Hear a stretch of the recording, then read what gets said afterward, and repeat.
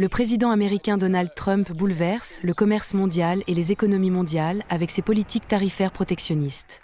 Son plan tarifaire récent, appelé « Jour de la libération », qui entrera en vigueur dans la plupart des pays le 7 août, augmentera le droit d'importation effectif moyen de la plupart des marchandises entrant aux États-Unis à plus de 18%, selon un rapport de l'Université de Yale. Il s'agit du taux le plus élevé depuis près d'un siècle. À titre de comparaison, il était de 1,2% il y a un an. Selon le rapport, l'augmentation des droits d'importation coûtera environ 2 400 $ aux ménages américains en moyenne cette année. Variant de 10% au minimum pour des alliés comme le Royaume-Uni à 41% au maximum pour la Syrie, l'imprévisibilité des droits de douane a freiné le commerce mondial, entravé les activités commerciales et obligé les Américains à mettre la main à la poche. L'annonce par Donald Trump, il y a 4 mois de la mise en place de droits de douane sur la plupart des pays, a encouragé une augmentation des exportations vers les États-Unis afin de contourner ces droits. Cela a donné un coup de pouce temporaire à certaines économies, notamment en Asie, et a constitué une protection pour les consommateurs américains. Mais selon les données publiées cette semaine par le gouvernement américain, ce coussin pour les entreprises et les consommateurs est en train de s'épuiser.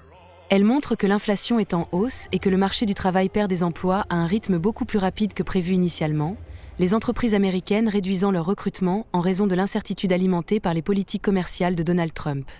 Alors que certaines économies ont conclu des accords commerciaux avant la date limite du 1er août imposée par M. Trump, notamment les Philippines, le Japon, la Corée du Sud et l'Union européenne, ce qui leur permet de se soulager un peu, d'autres sont consternés ou simplement perplexes face à la modification des taux. La géopolitique semble avoir joué un rôle dans la détermination des droits d'importation imposés à des pays comme le Brésil et l'Inde.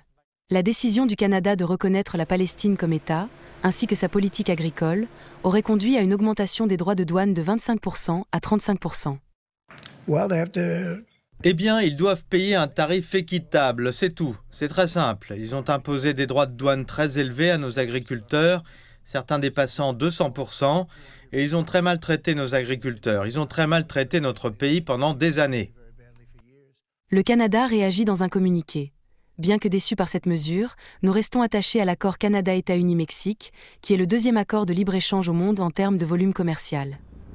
Parallèlement, les négociations se poursuivent pour certains pays, notamment la Chine et le Mexique.